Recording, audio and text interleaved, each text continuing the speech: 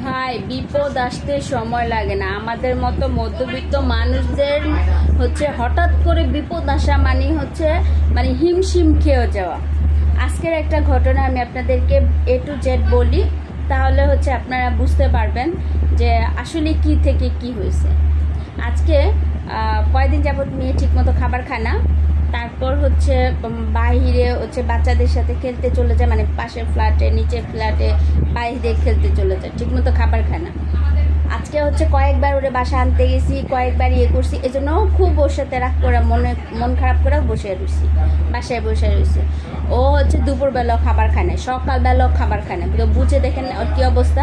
তারপরে হচ্ছে আপনার সন্ধ্যাবেলা কি করছে, মাগরিব আজানের পরে ও হচ্ছে হঠাৎ করে 6-7 বার বমি করে ফেলছে।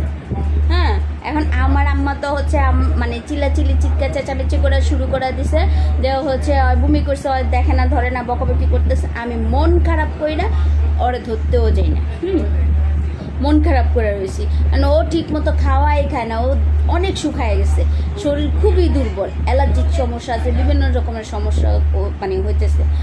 এরপরে হচ্ছে যাই হোক, মা বমি করার পরে তাড়াতাড়ি হচ্ছে ফার্মেসিতে গেছে, ফার্মেসিতে গিয়ে বলছে যে হচ্ছে বমির ট্যাবলেট দিতে আর হচ্ছে স্লাইন দিতে। এখন ফার্মেসির কয় নাই যে আমার মেয়ের কথা করলে হ্যাঁ আবার ওইভাবে দিত। তো করার পরে কি করছে, বমির ট্যাবলেট আর স্লাইন নিয়ে আইসা এখন হচ্ছে ওরে হচ্ছে স্লাইন আর বমি ট্যাবলেট খাওয়াই দিছে, স্লাইনও খাওয়াইছে, বমির ট্যাবলেটও খাওয়াইছে। এখন খাওয়ানোর পরে ওর বমি কমে না, এরপরে বমি করতেছে আর আমারে বকতেছে।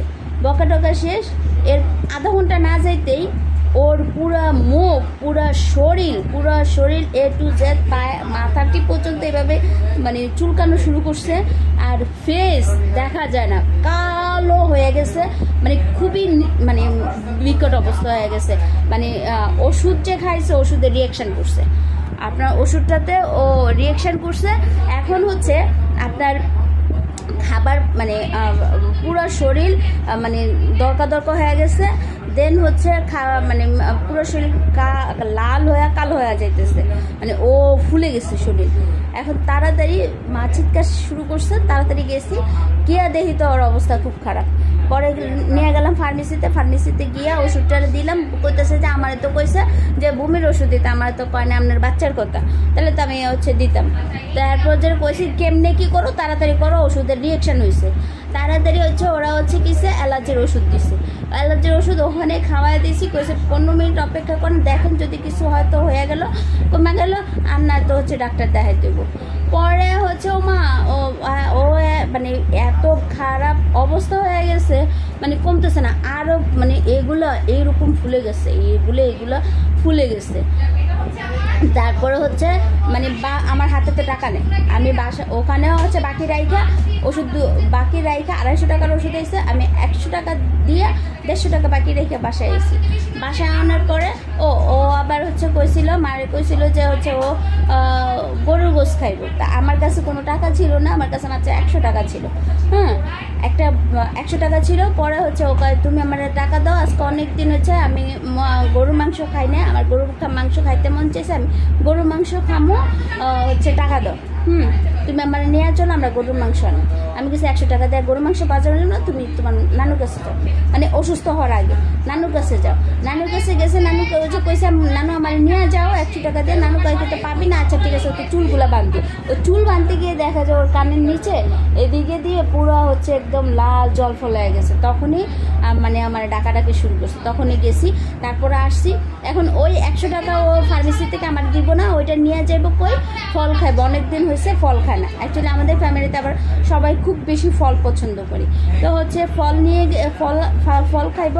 গেছি, গিয়ে 100 টাকার ভিতরে কইছি 50 টাকার হচ্ছে আঙ্গুর দিতে, লাল আঙ্গুর দিল, আর হচ্ছে ও বলতেছে আপেল নেবে, মালটা নেবে, কি যেন কয়, আর ড্রাগন ফল নেবে ইত্যাদি।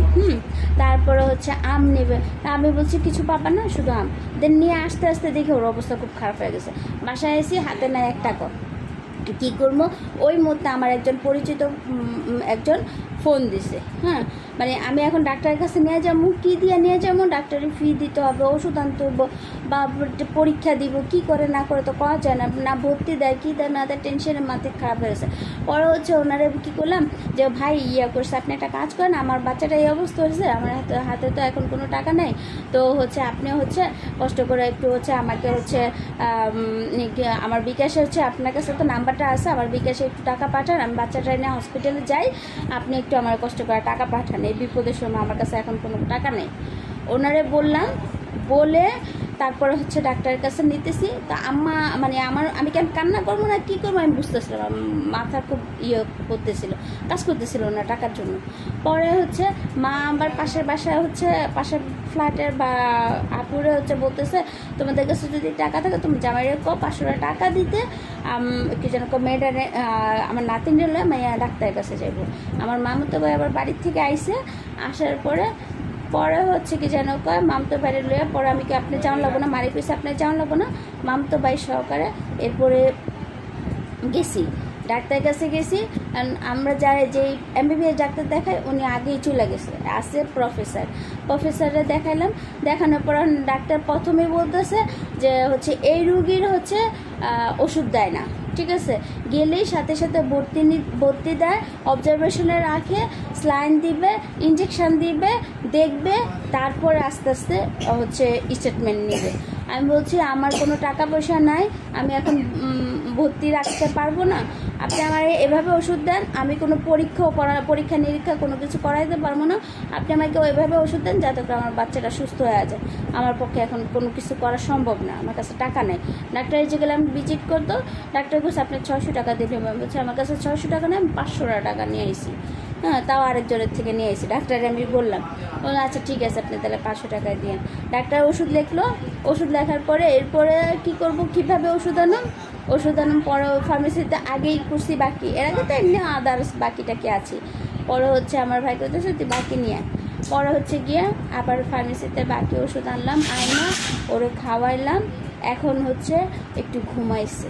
মানে সত্যিকার অর্থে আমাদের মতো মধ্যবিত্ত মানে ফ্যামিলিতে মানে যখন হঠাৎ করে বিপদ আসে, ঠিক আছে, তখন কে কী করবে না করবে তখন কোনো মানে হুঁশ জ্ঞান থাকে না, আমরা দিশেহারা হয়ে যাই, আল্লাহ কী হইব না হইব, কী করব না করব, কী হইবে না হইবে, মানে এই সমস্ত চিন্তা ভাবনা করতে করতে মাথায় আর কোনো কাজ করে না।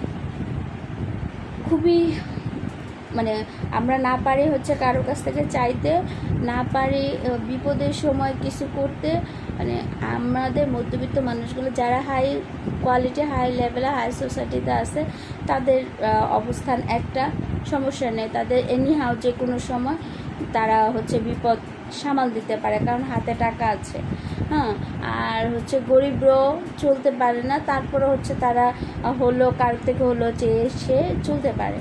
তো আমাদের মতো মানুষগুলো না পারি মরতে, না পারি বাঁচতে, না পারি বলতে, না পারি গিলতে, আমাদের অবস্থা আর কি বল।